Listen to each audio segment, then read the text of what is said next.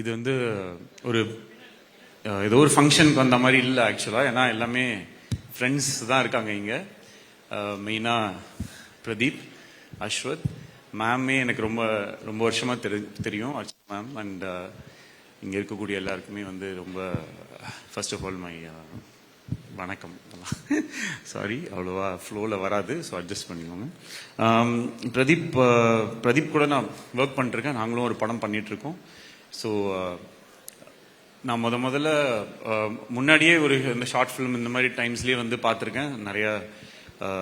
அப்புறம் கோமாளி ஆகட்டும், அதுக்கு அடுத்த ஃபில்ம் ஆகட்டும், எல்லாமே பார்த்துருக்கோம். பட் நான் அவர்கிட்ட வந்து ப்ரொஃபஷ்னலாக பேசணுன்ற ஒரு சுச்சுவேஷன் வந்த ஒரு டைம் வந்து என் லைஃபோட ரொம்ப ரொம்ப ஒரு லோ ஃபேஸ் அப்படின்னு சொல்லலாம். அந்த ஒரு டைமில்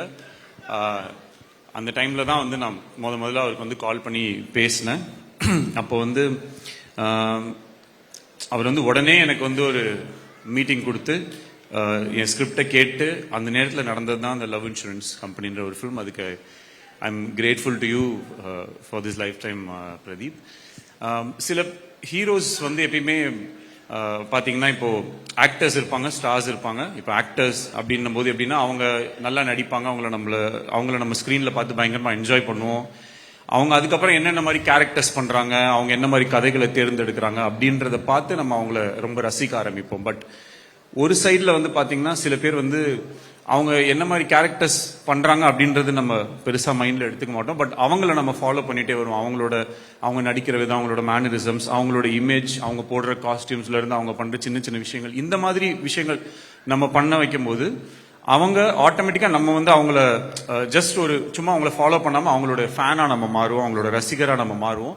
அந்த மாதிரி நிறைய ரசிகர்கள் சேரும்போது ஒருத்தவங்க ஒரு ஸ்டாராக வந்து மாறுவாங்க. And I sincerely feel that Pradeep is a star material where he will have a lot of fans and lot of fan following for his image, the way he acts, the way he converts a character. அவர் அந்த character எப்படி play பண்ணுறாரோ அதுக்கு ஒரு தனி fan following வரும். அது இந்த வரப்போகிற எல்லா ஃபிலிம்ஸுமே அதோட இதாக இருக்கும் அப்படின்னு அதுக்கு ஒரு எக்ஸாம்பிளாக இருக்கும். I sincerely believe that. And Ashwath சொல்லணுன்னா, நான் என் ஸ்கிரிப்ட் டைமில் கூட நான் நிறையா அஸ்வத்தோடு டிஸ்கஸ் பண்ணியிருக்கேன். I have very good respect for him because he doesn't have ஒரு ஈகோவோ இல்லை அந்த மாதிரி எந்த ஒரு விஷயமே இல்லாமல் he is very easy to talk to. நான் சாங்ஸ் எழுதும்போது கூட ரொம்ப ஃபாஸ்ட்டாக டக்குன்னு வேலை முடிஞ்சிருச்சு. அவரோட அப்படியே ஒரு ஃப்ரெண்ட்ஷிப் ஆயிடுச்சு. ஸோ நாங்கள் நார்மலாக ஒர்க் இல்லாத ஒரு டைம்லையுமே வந்து we use to hang out, அந்த மாதிரி ஒரு நிறைய இது. இப்போ இந்த படம் ஹிட் ஆனதுக்கப்புறம் யூரோப் கூட்டு போகிறேன்னு சொல்லியிருக்காரு. அந்த வழித்துணைய சாங்கில் வர எல்லா மாண்டேஜ் இடத்துக்குமே கூட்டு போகிறேன்னு ப்ராமிஸ் பண்ணியிருக்காரு. I hope he sticks to the promise.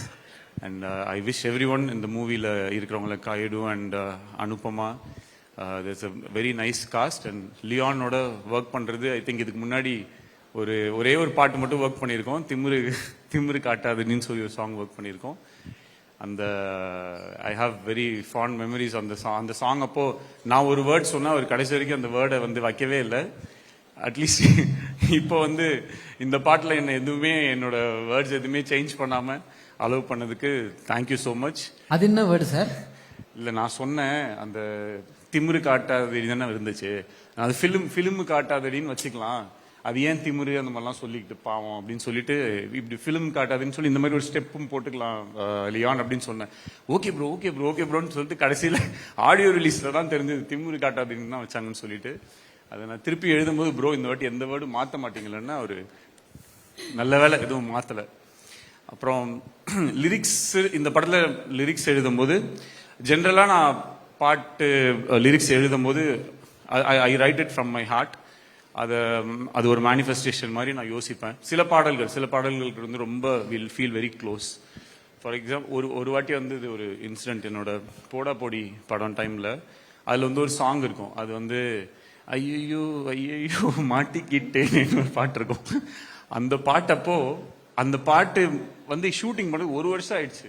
அந்த படம் ஃபுல்லாமே முடிஞ்சிருச்சு, சாங் மட்டும் இதே பண்ணல. அப்போது சிம்பு சார் ஒரு வாட்டி கூப்பிட்டு, டே விக்கி, நீ இந்த மாதிரி பாட்டு எழுதும்போது வேர்ட்ஸ் எல்லாம் கொஞ்சம் பார்த்து எழுது, மாட்டிக்கிட்டேன்னு நீ வச்சனால பாரு இந்த பாட்டை எடுக்க முடியாம நீ எவ்வளவு நாள் வந்து மாட்டிக்கிட்டு முடிச்சிட்டு இருக்க அப்படின்னு சொல்லி சொன்னாரு. அப்ப அவர் அது ரொம்ப கேஷுவலா தான் சொன்னாரு. சரி அப்பல இருந்து ஆனா எனக்கு அது ரொம்ப ஒரு இது. ஏன்னா நான் முதல்ல பாட்டு எழுத ஸ்டார்ட் பண்ணும்போதே டேய் நீ நல்லா தான்டா எழுதுற நீ எழுதுற அப்படின்னு அவரு தான் ஓகே அப்படின்னு சொன்னாரு. அப்போ இந்த ஒரு ஓகே ஒரு மாட்டிக்கிட்டேனேன்னு எழுதியிருக்கோம் கரெக்ட். ஆமால அவன் 1.5 வருஷம் ஆயிடுச்சு இது எடுக்கிறதுன்னு சொல்லி போயிடுச்சு. அதுக்கப்புறம் என் லைஃப்ல எழுதின எல்லா சாங்குக்குமே அந்த லிரிக்ஸ் எழுதும் போது அதுல வந்து ஒரு ஃபீல் கரெக்டா அதுக்குள்ள நம்ம என்ன எழுதுறோம் ஏது எழுதுறோம். இப்ப எல்லாமே இனிமே நல்லா தான் நடக்கும், பட்டாசு சும்மாவே கொளுத்தாம வெடிக்கும் எல்லாம் சார். ஓகே, எனக்கு ஒரே டவுட் விக்கி சார், இதெல்லாம் வந்து மாஸ் சாங்ஸ் ஒரு நல்ல பாசிட்டிவான நோட்டு. ஓகே, இந்த காதல் பாட்டு எழுதும் போது அப்படியே உருகிடுறீங்க, எங்களையும் உருக வச்சிடுறீங்க.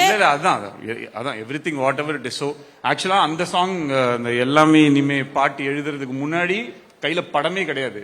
அந்த பாட்டு எழுதி முடிச்சதுக்கு அப்புறமேட்டு படம் வந்துருச்சு. ஸோ இந்த மாதிரி தான். அப்படி இருக்கும்போது இப்போ இதுலயும் வந்து இப்போ இவர் வரும்போது நான் சொன்னேன் தலை இந்த உங்க இது அப்போ ஆடியோ லான்ச்சோ இல்லை ஒரு ப்ரீ ரிலீஸ் ஈவெண்ட் வரும்போது அந்த பாட்டு வரும். அப்ப நீங்க வரும்போது அந்த ஆரம்பிச்ச இடம் தெரியாது அப்படின்னு வரும். அந்த இடத்துல ஏறிவா ஏறிவா ஏறிவான்னும் போது நீங்க அப்படியே ஏறி வருவீங்க. அப்படின்னு நம்ம போவோம், 2 பேரும் ஷேக் ஹேண்ட் கொடுப்போம் அப்படி இப்படின்னு சொல்லி ஒன்று சொல்லிட்டு இருந்தோம். அது பார்க்கும்போது பயங்கர சந்தோஷமா இருந்துச்சு. ஸோ இந்த லிரிக்ஸ் எழுதுறது ரொம்ப ஒரு I feel very nice about it. And thanks for constantly giving me opportunities to write these lyrics. ஒரு டைரக்டர் டு டைரக்டர் சம்டைம்ஸ் அது நடக்காது. பட் இட்ஸ் வெரி என்ன சொல்றது, it's very sweet of you to give me this opportunity. And I really wish Dragon sure shot கண்டிப்பா பயங்கர ஒரு பெரிய hit ஆகும். அதில் ஈவன் ஒரு சின்ன டவுட் கூட இல்லை. ட்ரெய்லர் ஆல்ரெடி வைரலாக போயிட்டு இருக்கு. And I hope everyone watches this film in theatre and all the best.